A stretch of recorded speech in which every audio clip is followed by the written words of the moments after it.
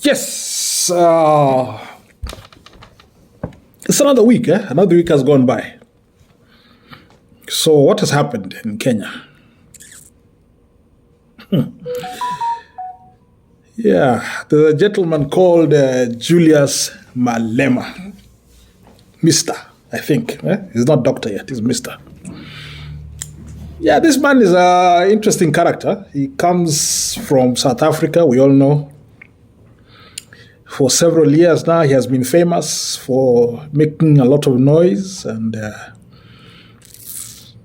our people, we like comedians. And the kind of comedy we like is the kind of comedy that is, what's the word?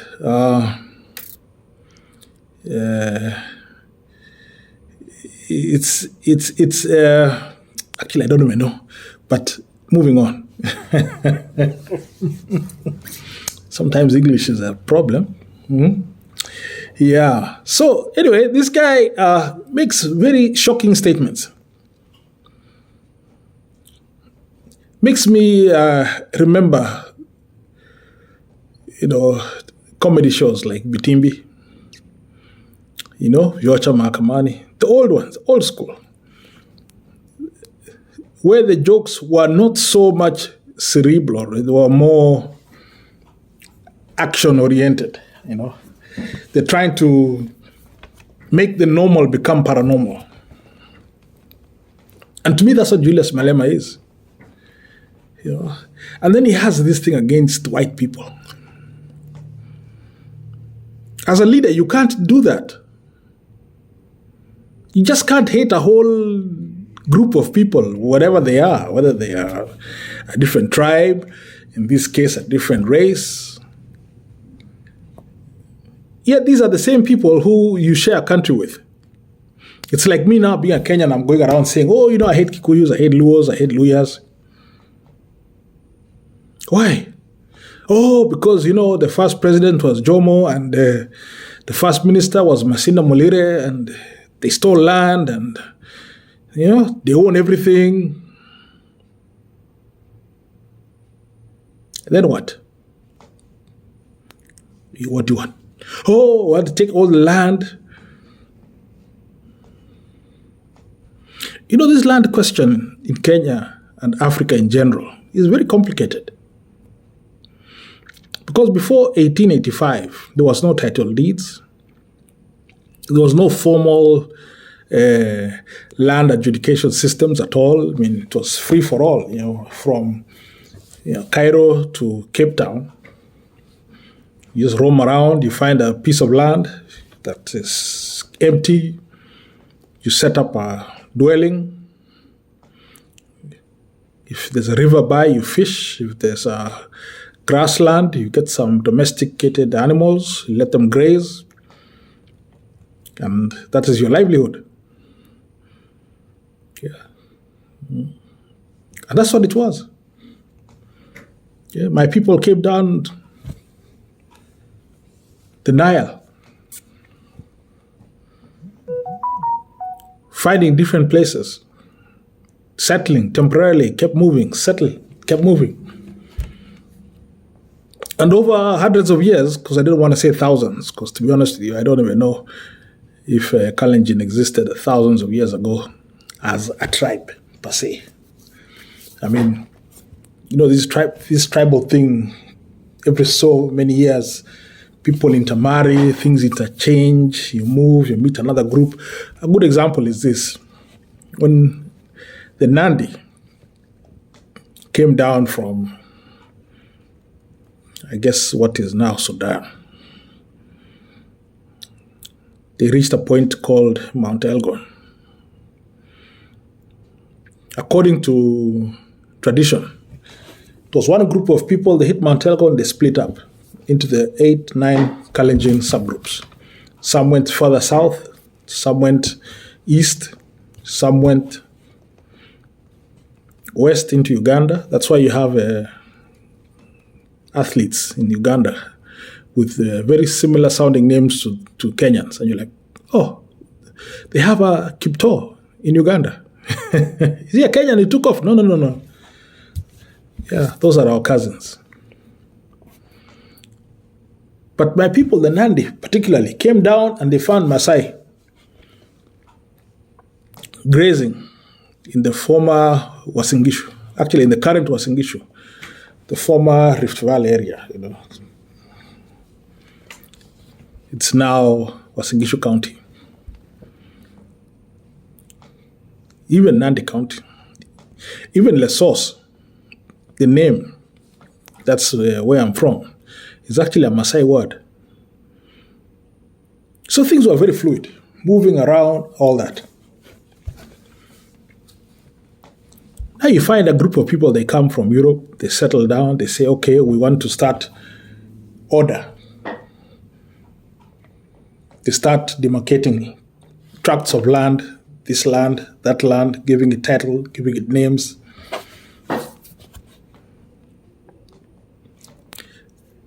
They create this sense of ownership, which it was there, but not the way they put it. It wasn't, because most of us didn't have written records.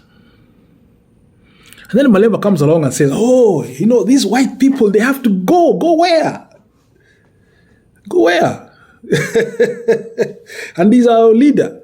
And people are talking about Malema becoming the president, the next president of Africa, as if there's such a thing. Okay, it's a dream, yeah, but Pan-Africanism. But so personally, I look at this guy and I'm like, okay, he's very, he's got very, he's got good speaking skills.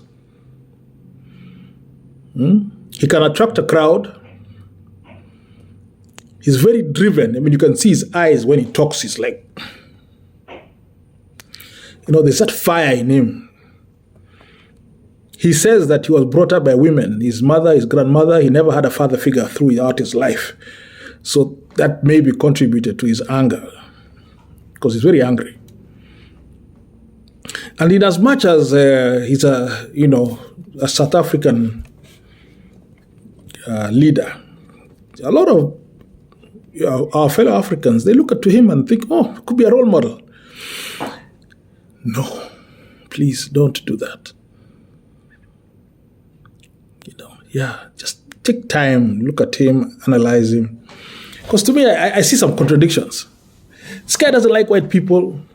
He hates them, but then he's willing to adopt their culture. The other day, I was watching something just random on there was PLO, PLO Lumumba, professor.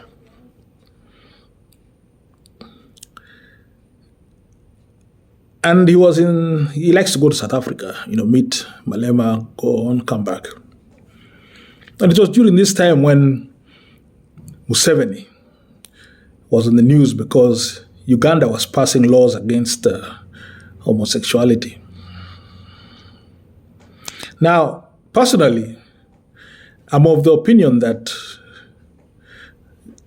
the government of Bill Clinton got it right. There's some things you don't need to know. Don't ask, don't tell. Let it go. Yeah.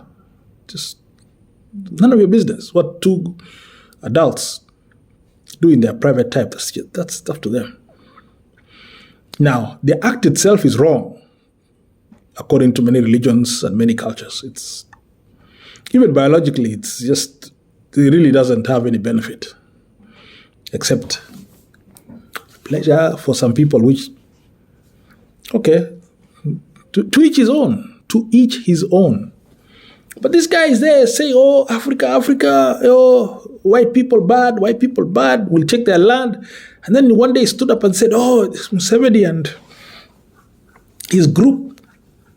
I think there was also some Ghanaians or some West African countries that are also trying to pass similar laws.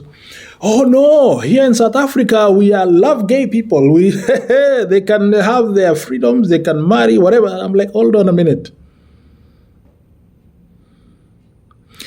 That's not our culture.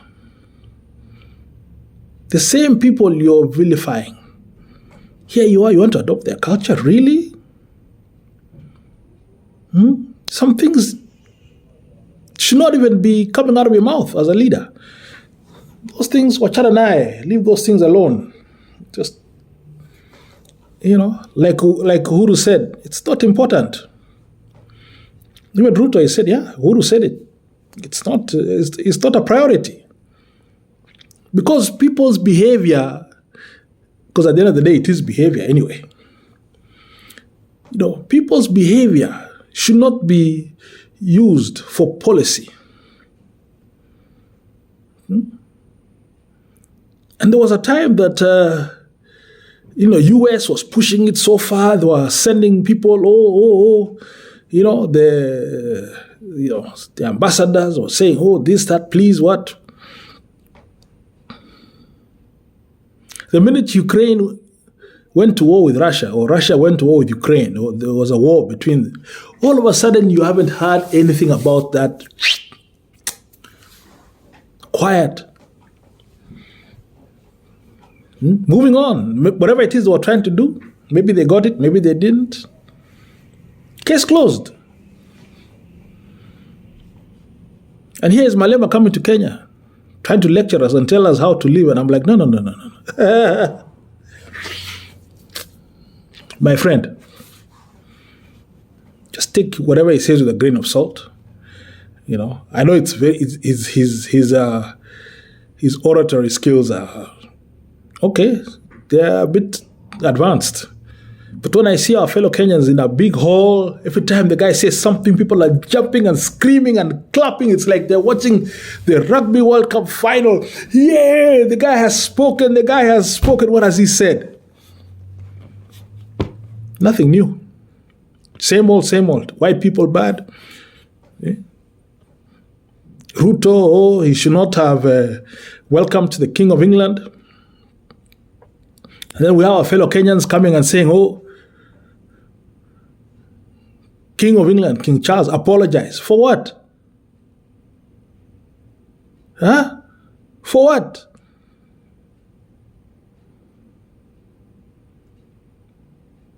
This guy was born 1940-something, 40s.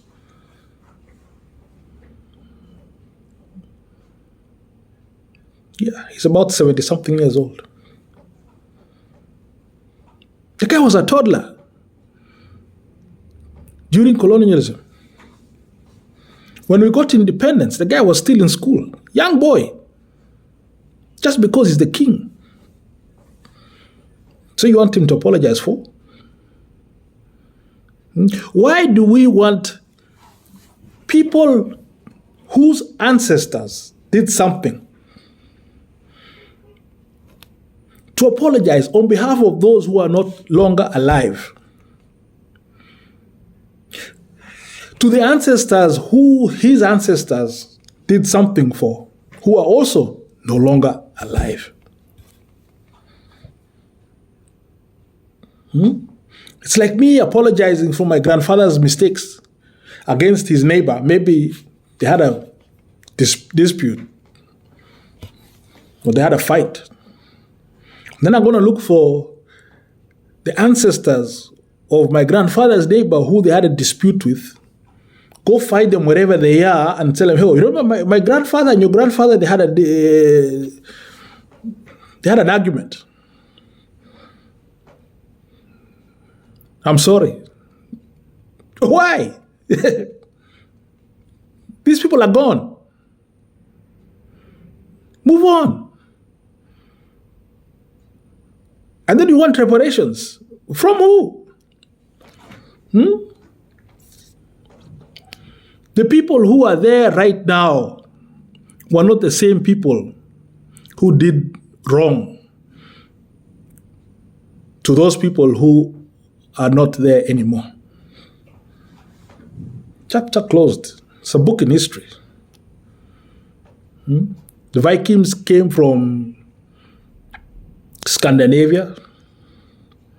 They terrorized Europe back in the day. 800, 900 BC. Should they apologize? And who are they apologizing to? 1066, the French invaded England. and the leader of the French, Mr. William the First, was William the Conqueror. Our President Ruto is also called William. Sailed across the English Channel, killed Harold, their king, took over. And for the next 500 years, the upper class of England spoke French up until I think it was King James or somebody like that. French. English was speaking French.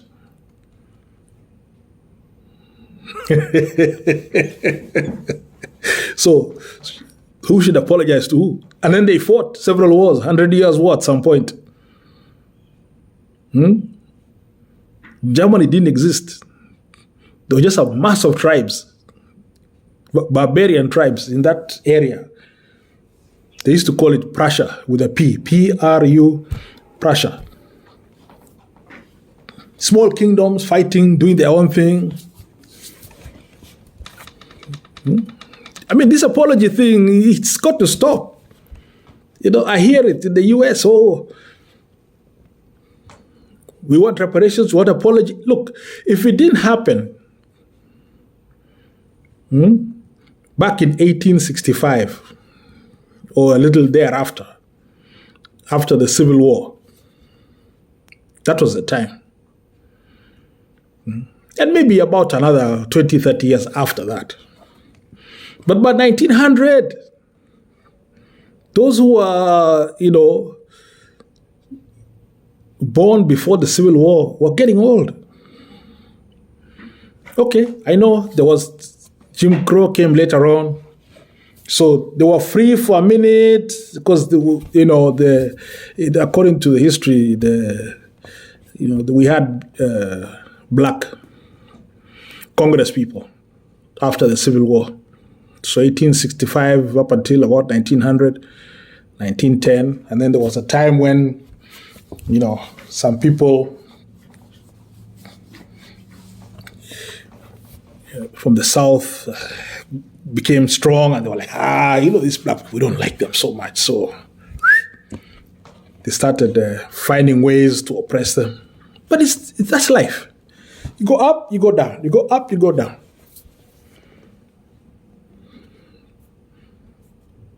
So this thing of apology, it does not make sense.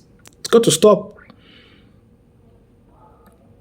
What you need to do is look to the future and say, okay, things happened in the past. What do? We learn.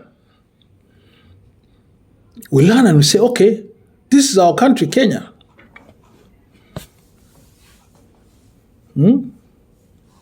A country whose economy was at par in the 1960s with Singapore, South Korea, all these other places. It was even better than Vietnam, which was just coming out of a war, Malaysia.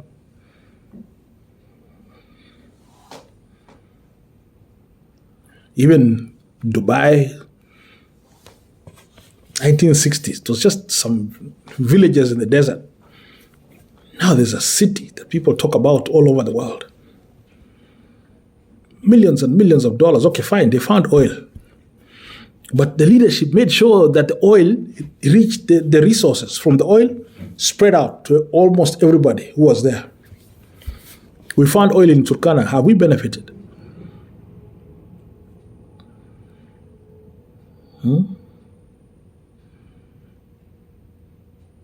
So anyway, I was talking about Malema. Grain of salt. Don't trust that guy. I don't trust him. Okay, so that was my little speech for today. I'm going to talk some more next week about other things that is going to happen. We were actually talking about culture. But personally, I'm still feeling the glow of, Springboks won. I was talking to some friends in Nairobi and they're like, every corner, everybody has a green and gold neck rugby shirt. And I'm like, yes, enjoy the victory. Yeah, let's enjoy. But don't forget, 2031 can be us. South Africans can be buying Kenya team jerseys, red with a green collar, or is it black? Or whatever color we have, because we have a problem. I think we have so many different types of Kenya team rugby jerseys. Yeah, we need to be a bit more precise with our colors, because they change so many times. I mean, I think the original ones back in the 80s, the thing, they were blue.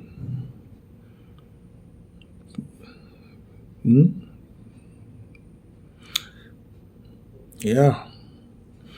So, good. So far, so good. Let's get back on track. Rugby World Cup is over.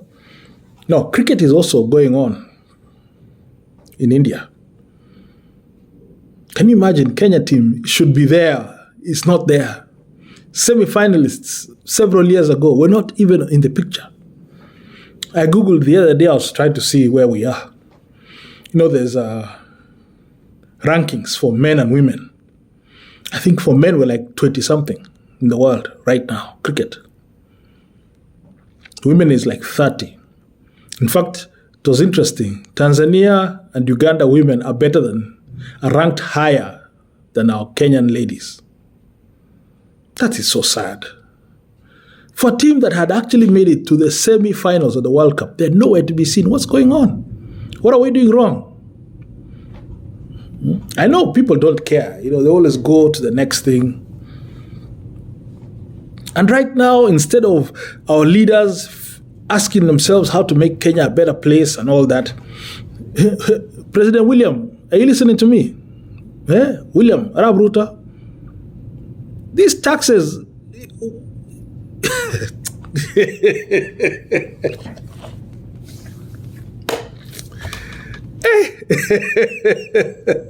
Taxes on everything, including children that are born outside Kenya. Are you mad? An ID card. Something that should be free, because we're just trying to find out who you are. 1,000 bob. And other things like that. Okay, I get it. Okay. Yeah, you came into power and there was trillions of shillings of debt. So you're looking for ways to, get this revenue, because things are tight. Yeah, I know. Wherever you are right now, you're under pressure. People are calling you from all these countries, Eurobond, wherever, that who borrowed money from. And they're like, hey, we want our money. Yeah, pay up. Time to pay. SGR, money, late. See, it's running up and down. The trains are going up and down. The railway is on the ground. Let the pesa. I mean, Nairobi looks nice with the expressway. It looks good. Okay. I mean, pretty much when you build anything, you make it look nice, it looks good. But somebody's like, pay. So you're thinking, okay, we have to figure out how to remove every ounce of blood from every Kenyan through taxes. My friend, that's the wrong way to go. That's the wrong way to go. What you should be doing is growing the economy. Yeah. If it was me, and it's not me, maybe it'll be me one day, because you never know how life is. Today I could be talking to you on this little screen here, YouTube, or tomorrow I could be anywhere. Who knows? Life is funny. Don't trust. Anything can happen. If it was me, every single tax,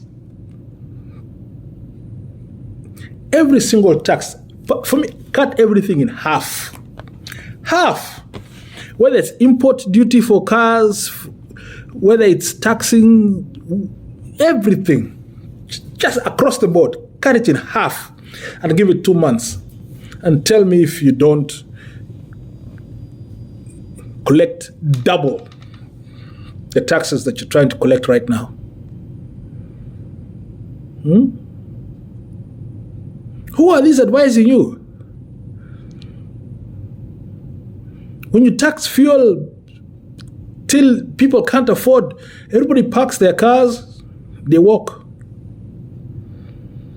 When you tax things, food, what? Everybody stops eating. They start looking for, all those foods that maybe they start growing vegetables in their garden. They start eating, sweet potatoes. So far, the only thing that is people haven't let go of is alcohol. But very soon, Muratina, Changa, Toivo, all those traditional alcohols, Mnazi, Busa, no more Tusker.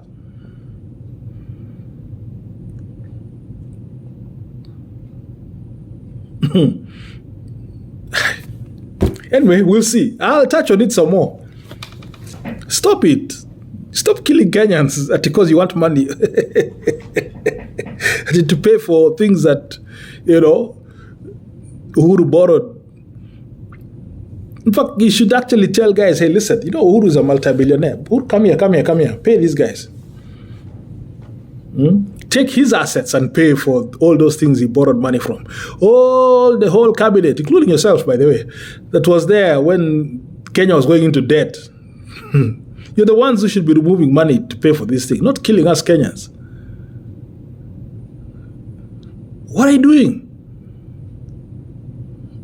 What are you doing? Stop!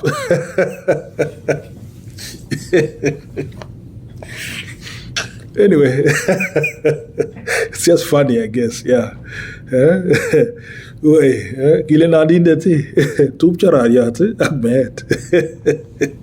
When people are killing us, the only thing you can do is laugh. Yeah, that's yeah. Okay, all right. Anyway, thanks for your time. Thanks for listening to me. Yeah, it is what it is. It's another beautiful day. I don't know what's happening to my camera here. There you go. Yeah, the lighting issues. Yeah, pole too. Soon I'll get a producer who knows how to handle these camera things and all that, so that you can see me clearly. Yeah. There we go. So, you have a good weekend. For those of you who know what day this is, tomorrow is my birthday, so yes.